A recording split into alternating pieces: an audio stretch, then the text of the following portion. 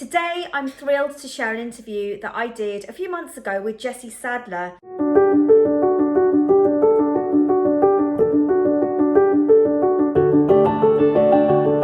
Jessie Sadler is the founder of Christina Stephens, which is an Australian brand, and which she founded herself after her mother had a fall, which prevented her from dressing with ease.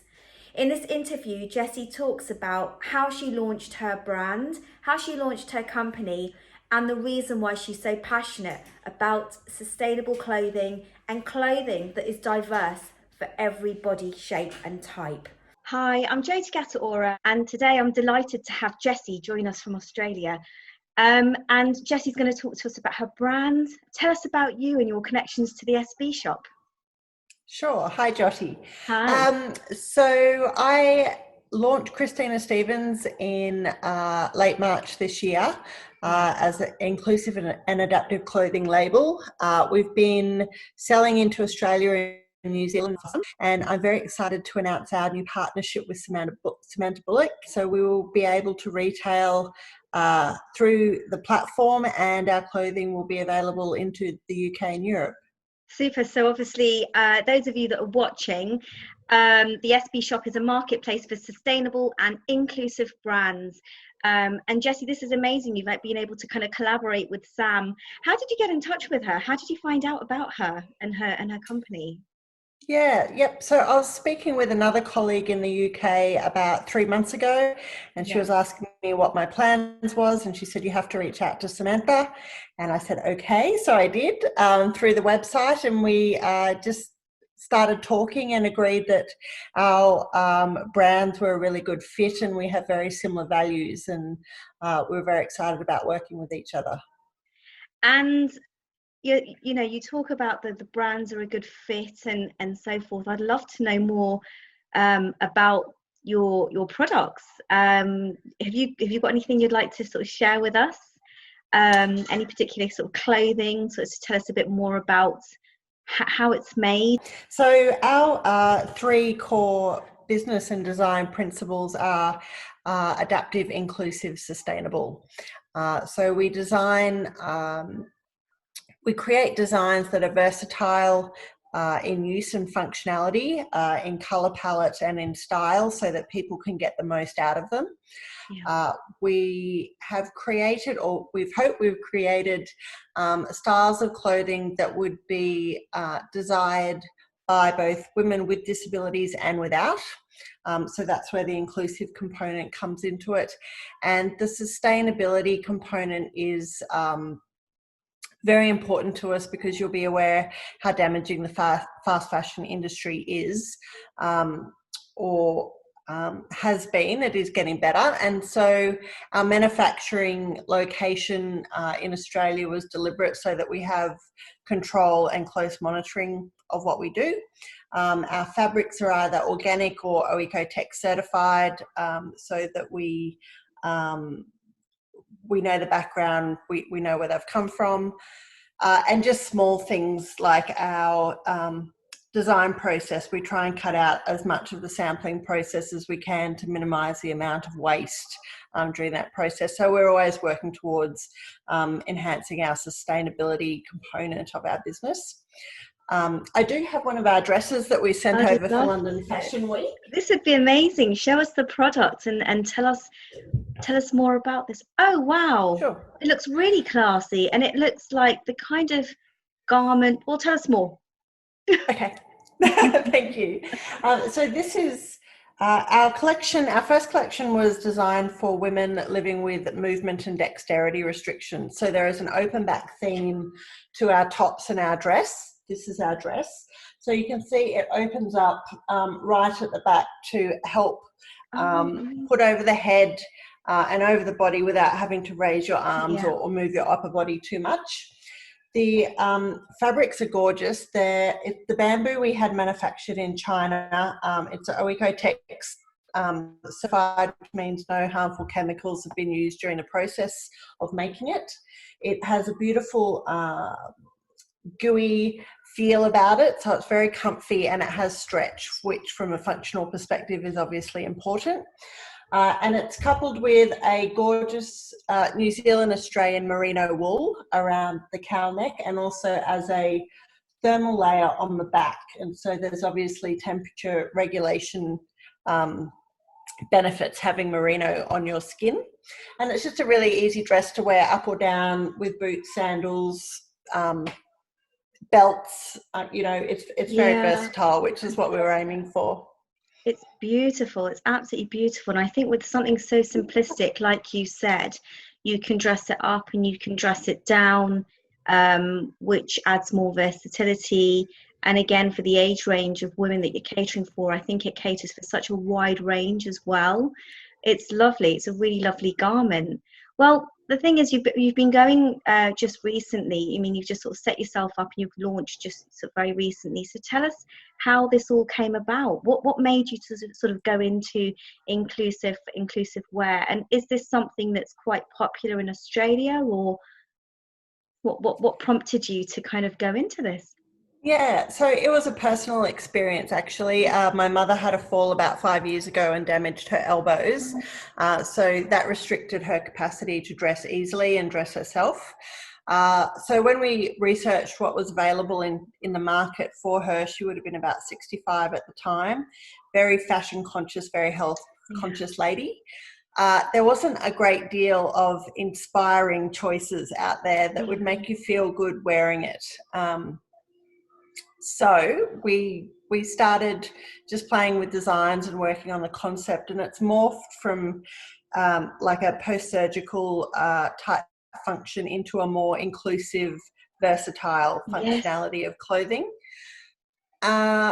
Is it popular in Australia? There is growing momentum and interest for sure. Right. There are a few homegrown brands. A lot of the adaptive fashion that we have available in Australia is from offshore. So it is quite a niche and a new sector. Amazing. Would you say that you've had a bit of designing background and in your past sort of working experience, or do your designs just sort of come naturally and authentically as you're going along? Because that's a beautiful design that you've got right there. Thank you. No, I have no design background. I'm actually from the energy sector, renewable energies and oil and gas, so very different. So I've had help from people in the industry to get the label up and running, but the designs were my own. And it just came, it was an organic process. Doing research, using a lot of Pinterest, talking to a lot of women who I thought would be my end customer to get their feedback on things. And so it was quite an iterative process for about 3 or 4 months before we started sampling. Amazing. And as you start networking and speaking to more people, it sort of opens up all these different opportunities, doesn't it? So I'm guessing it's just kind of you're learning so much as you're going along as well about what works and what doesn't work. And yep. And so it's amazing. And I think the more we speak to women and the more excited they get about the growth of the adaptive and inclusive fashion industry, they're very happy to provide input, which is fabulous. Yeah. And that feedback is so essential, isn't it, to sort of really working on those key pieces that are going to support women. I mean, one of the things that you say is that you have a collection for real women with an eye for style, and I really like that statement, because I suppose that some of the pieces are quite niche. They're tailored for women with specific needs. So you are sort of really customizing those pieces of those garments, aren't you? Yeah, and personalizing them. We are. Yep, they're definitely fit for purpose. They're made for a purpose, but the design or the aesthetic component we hope that would be attractive to a wider audience. For example, I would wear that dress. I wear our t-shirts all the time. So that's I guess the point of the inclusive mandate in our brand. Just to cater for everybody, to cater for everyone. To cater for everyone, to appeal to everyone would be a better way to explain it. So talking about the focus of being sustainable and inclusive, tell us on your tips how to be sustainable in our everyday life. What would you sort of suggest or recommend? Consuming less. Full stop. Yeah. So whether it's food, energy, clothing, I think we're at a time in our lives where things are just so available to us, and we consume far more than what's needed. I think price comes into that. I think paying a little bit more for a quality product and buying less of that product is the way to go. We're going to create less waste, less inputs. So yeah, that's something that I adhere to quite holistically in my life, whether it be food shopping or clothes shopping or anything. Yeah. And there is obviously a really huge problem, I think, like what you've actually highlighted in terms of pricing. People do naturally feel drawn to the, you know, the cheaper prices. And what really astonishes me is that during lockdown, I've seen so many online shops where you get such cheap clothing, you know, delivered to your door within a few days. But as you said, is it durable? Is it sustainable?